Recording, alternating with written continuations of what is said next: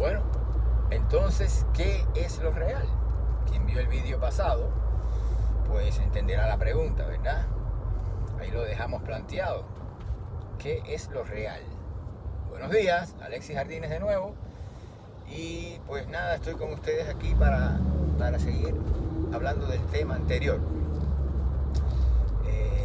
Miren, si algo, obviamente no se lo voy a definir aquí porque toda la filosofía, toda la historia de la filosofía ha sido la búsqueda de la definición de la realidad, de la comprensión y definición de la realidad.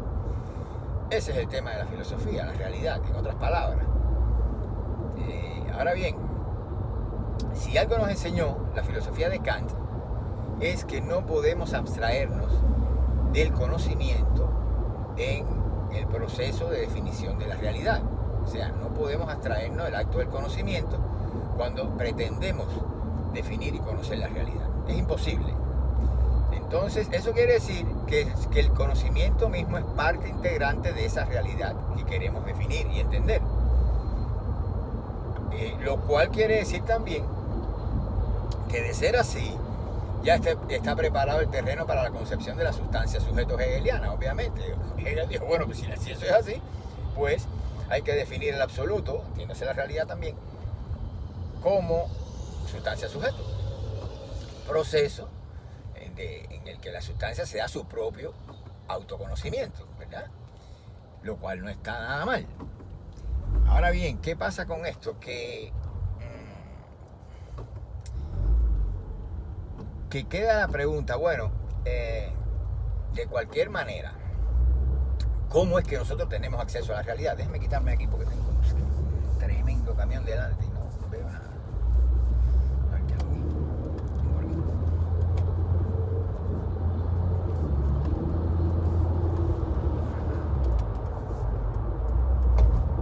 ok, entonces queda esa pregunta, ¿verdad? ¿Cómo es que tenemos acceso a la realidad? ¿Quién tiene el acceso a la realidad? Ahí es donde entra mi planteo acerca de las formas de la cultura. El problema es que nosotros, es verdad que constituimos la realidad y parte de ese proceso de constitución viene del lado del conocimiento. Ahora bien, lo que sucede es que cada forma de la cultura tiene su propia definición y comprensión de la realidad, pero lo más importante, su propia manera de constituirla, porque no es un reflejo, la realidad no es algo que está ahí para ser reflejado y que está ahí por los siglos de los siglos, más allá del tiempo y el espacio, etcétera, etcétera, etcétera, sino que sencillamente nosotros, la misma cultura produce la realidad. O sea, la realidad se produce dentro de una forma de la cultura, se constituye, quiero decir.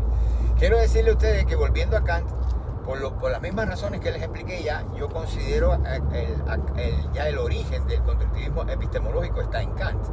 O sea, la realidad es una construcción del conocimiento en muy buena medida. Eso es lo que tenemos que retener. Y eso se deriva directamente del kantismo. Entonces, pero claro, no solamente del conocimiento, es ahí donde yo difiero, ¿no? Porque, como ustedes saben, yo la realidad la considero que es bidimensional, o sea, tiene dos dimensiones, dos maneras de darse, la actual y la virtual. Hay realidad actual y realidad virtual en una relación muy rara de complementación y exclusión. Y entonces eso hay que tenerlo en cuenta. O sea, toda la actividad cognitiva caería del lado de la virtualidad de la realidad, ¿verdad? Pero queda la realidad actual, que es bien distinta y no tiene nada que ver con el conocimiento. Sobre todo con el conocimiento estructurado. ¿Qué es la realidad virtual? Conocimiento estructurado en realidad. ¿De dónde? Bueno, se procede de los conocimientos científicos que han tomado forma de realidad, ¿verdad? Y por ahí para allá. Todo lo que esté relacionado con el conocimiento que pueda ser estructurado de algún modo. Entonces, pero ¿qué es lo que pasa con esto? Que la realidad actual destruye la virtualidad. Es lo mismo que se da en la función de onda en la mecánica cuántica, ese proceso de reducción o colapso de la función.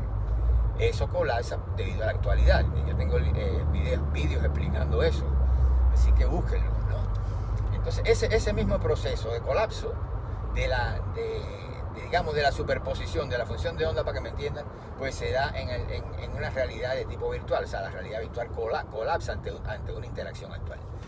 Entonces, pero esas dos dimensiones son necesarias y son parte de la realidad, aunque se encuentren en esa extraña relación, ¿no?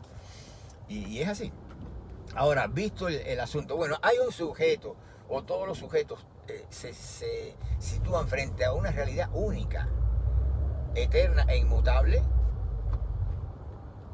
que si quiere usted la puede llamar filosóficamente la sustancia sujeto, o lo que sea. Se sitúan, cuando ellos se sitúan, intentan conocerla, pero son parte de ella, de ese proceso de autodefinición de la sustancia o de la realidad misma. Bueno, el asunto es que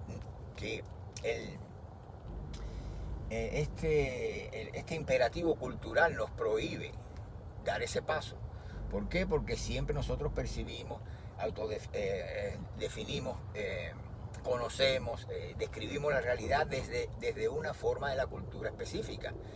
¿Entienden? Entonces no tenemos acceso a las otras formas de la cultura. Por lo tanto, lo que se vende a título de realidad siempre es la representación que tiene la forma de cultura dominante. Es así. Y entonces no tenemos manera de ocupar de situarnos, como quería Spinoza, subspecie aeternitatis. No podemos situarnos en el punto de vista de la eternidad, porque nosotros no somos seres eternos, sencillamente, ¿no? Entonces, sí somos seres culturales. Y no nos queda más remedio que respetar este principio, este imperativo cultural.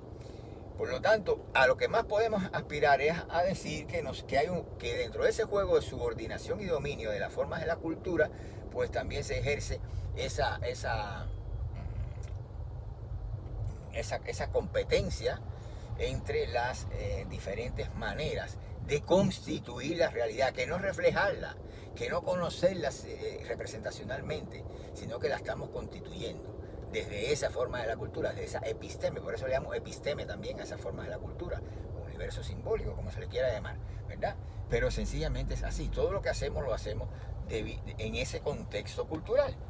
Y el resultado va a ser, por lo tanto, un resultado hasta cierto punto no, sencillamente relacionado con esa forma de la cultura. ¿Qué hay más allá de eso? Bueno, el juego de subordinación y dominio, el hecho que una pues se convierte en forma dominante y somete a las demás a vehículo de expresión de su propio significado, como he dicho millones de veces. La somete, ¿verdad? Usted empieza en el caso actual, usted va a reconocer la tecnología, donde en la música, cuando va al dentista, en el teatro, en la pintura, donde quiera que vaya, va a ver que la tecnología es el contexto de toda esa cosa, ¿verdad? Asimismo sucedió en el medioevo con la religión, cuando se convirtió en forma dominante de la cultura. Todo era religioso. En la modernidad todo era científico, ¿verdad? Entonces aquí pasa exactamente lo mismo. Todo cambia. Ahora le acabo de pasar por al lado un carro que no parece un carro. Creo que dicen que es el Tesla ese que vale más de 100 mil pesos. Que parecen chapas así, planchas de zinc así, soldadas así, cuadradas, absolutamente feo. Eso, en otro momento eso no fuera un carro. Podría haber sido un tanque de guerra, pero no un carro. Bueno, eso es un carro ahora en esta cultura tecnológica. No se le hubiera ocurrido a nadie hacerlo antes, ¿no? Bueno, pero eso es un comentario, ¿no?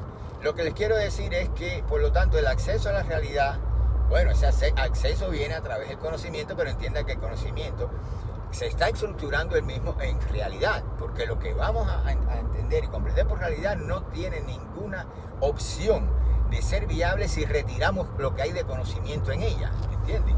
Ahora bien, el problema es que ese conocimiento está a su vez culturalmente condicionado y no siempre entendemos lo mismo por conocimiento, ni lo empleamos igual, etcétera, etcétera, etcétera.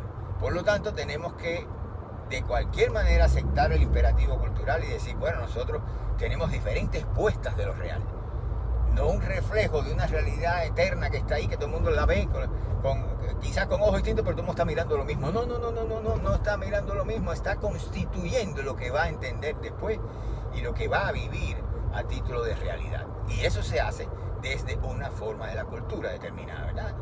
Y específicamente se hace desde la forma dominante, porque cuando la forma ya no es dominante, pues pierde esa capacidad de producción de realidad, pierde esa capacidad de lectura de todo, incluso del pasado, porque ya se encuentra permeada absolutamente por la forma dominante de la cultura.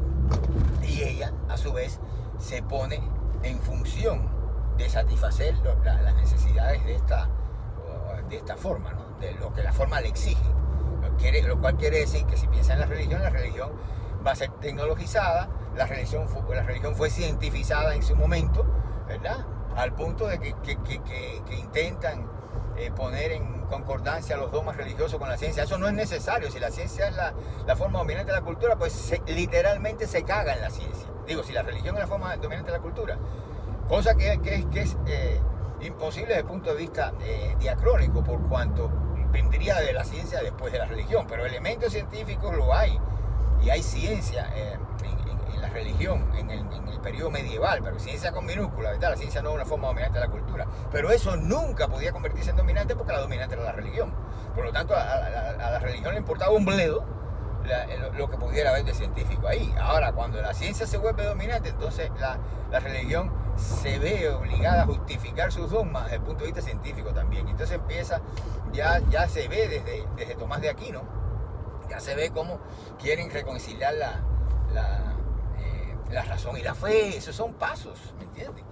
Qué sé yo, pero realmente no sería necesario en una situación en que la religión ni lo fue tampoco, es la forma dominante de la cultura, a menos que sean atisbos así filosóficos, pero no lo es, ni a nadie le importaba, ni la vida dependía de la concordia entre los científicos y los religiosos, cuando la ciencia era la dominante de la cultura. Y esa realidad que deriva de ellos, esa realidad que se está produciendo es religiosa, y esa realidad se está viviendo, y se está haciendo con herramientas de la religión, se está constituyendo esa realidad. No hay mejor manera de legitimar una realidad que viviéndola, más que conociéndola. Ellos la vivieron, su vida transcurrió así, murieron así, y ese era su universo de sentido y de significado. Nosotros no podemos arreglarlo, no podemos ir para atrás, en primer lugar, y en segunda, que no tenemos derecho alguno a meternos ahí, porque eso ya fue vivido, ¿entiendes? Y entonces esa fue la realidad de ellos. No quiere decir que ellos no vieron lo que nosotros vimos, porque entonces tendríamos que decir que cuando venga una cultura, digamos, poshumana, unos extraterrestres, de esos que vendrán no se sabe cuántos cientos de siglos hacia adelante, o miles, o lo que sea, como lo quiera poner, pues entonces ellos arruinarían toda nuestra vida, y ustedes creen que tenían el derecho de decirle, todo lo que tuviste es mentira. Tú nunca tuviste acceso a la realidad, todo eso es mentira, tú no entendiste nada. Nosotros que venimos de una civilización del futuro, te decimos que te equivocaste, que lo que tú viviste fue pura ilusión. No, mira, que yo me estaba comiendo un bistec. No, usted no se comió ningún bistec, usted se cree que se comió un bistec, pero no era un bistec. Bueno, por favor, si usted hace eso con las formas de la cultura que ya no son dominantes, fíjense que yo no hablo en términos históricos del pasado, evito hablar de medioevo, antigüedad y eso, pero igual sirve para que me entiendan, si estamos en el eje diacrónico. Pues si usted hace eso con la antigüedad, con el medioevo, entonces espere que se lo hagan a usted en el futuro. Por lo tanto, míreme, que usted no me está viendo, usted no me está entendiendo. Esto que está pasando aquí no está pasando, usted está totalmente equivocado. Eso le van a decir desde el futuro y usted se lo va a creer. Si estuviera vivo y viniera el extraterrestre a decirle eso, usted le dice, mira, eso, el que sabe eso soy yo, que lo viví. ¿Qué vienes tú a leccionarme a mí? Entonces, compadre, no alecciones a los medievales, ¿ok? No te vuelvas el gran sabio y quieras rectificar y pensar que solo tú tienes la razón y que solo tu realidad es la que es y que los demás se equivocaron, ¿verdad? Es así, porque lo que tú le hiciste a ellos, te lo van a hacer a ti, ¿ok? Oye, Dios, la calle esta. Dios mío. Bueno, pues los voy a dejar porque la verdad que no puedo ni manejar el carro ¿no? Lo que están las calles malísimas, están reparando por aquí. Entonces, eso es lo que le digo, que otro paso más para que tengan en cuenta en este tema de acercamiento a la realidad, ¿ok? Todavía quizás no tengamos la opinión definitiva, ¿verdad? Pero nos estamos acercando. Los dejo, pasen un buen, hoy es martes, ¿no? Un buen martes. Y bueno, pues nos vemos en un próximo video. No se olviden de darme like si a ustedes le gustó el vídeo y nada, y compártanlo para que le llegue a otras personas, ¿verdad? No sean egoístas. Bueno, nos vemos.